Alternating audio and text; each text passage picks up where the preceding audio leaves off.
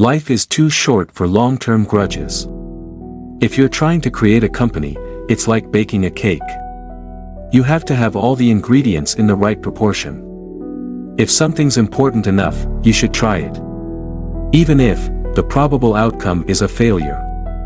When something is important enough, you do it even if the odds are not in your favor. Some people don't like change, but you need to embrace change if the alternative is a disaster. Some people don't like change, but you need to embrace change if the alternative is a disaster. I'd rather be optimistic and wrong than pessimistic and right.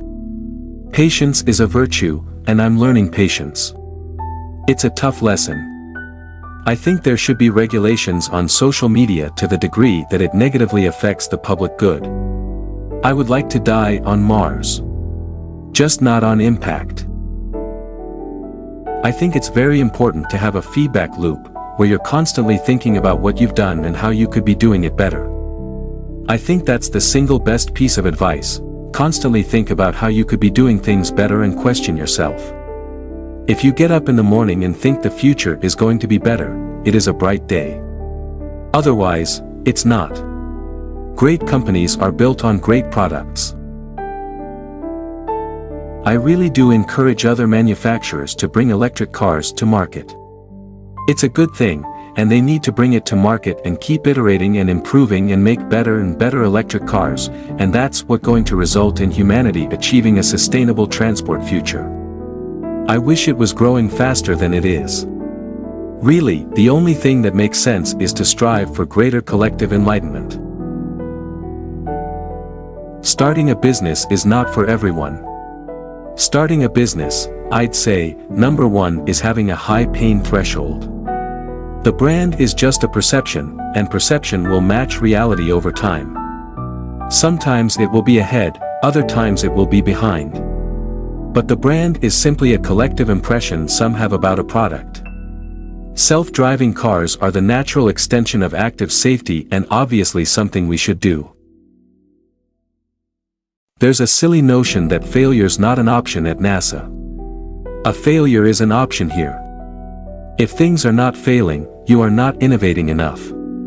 Tesla is here to stay and keep fighting for the electric car revolution. I will never be happy without having someone. Going to sleep alone kills me. I'm interested in things that change the world or that affect the future and wondrous, new technology where you see it, and you're like, wow, how did that even happen? How is that possible? If you go back a few hundred years, what we take for granted today would seem like magic, being able to talk to people over long distances, transmit images, fly, accessing vast amounts of data like an oracle. These are all things that would have been considered magic a few hundred years ago. We can't have, like, willy-nilly proliferation of fake news. That's crazy. You can't have more types of fake news than real news.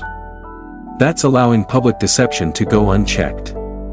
That's crazy. There have to be reasons that you get up in the morning and you want to live. Why do you want to live? What's the point? What inspires you? What do you love about the future? If the future does not include being out there among the stars and being a multi-planet species, I find that incredibly depressing. The value of beauty and inspiration is very much underrated, no question. But I want to be clear, I'm not trying to be anyone's savior. I'm just trying to think about the future and not be sad. The problem is that at a lot of big companies, the process becomes a substitute for thinking. You're encouraged to behave like a little gear in a complex machine. Frankly, it allows you to keep people who aren't that smart, and who aren't that creative. To make an embarrassing admission, I like video games. That's what got me into software engineering when I was a kid.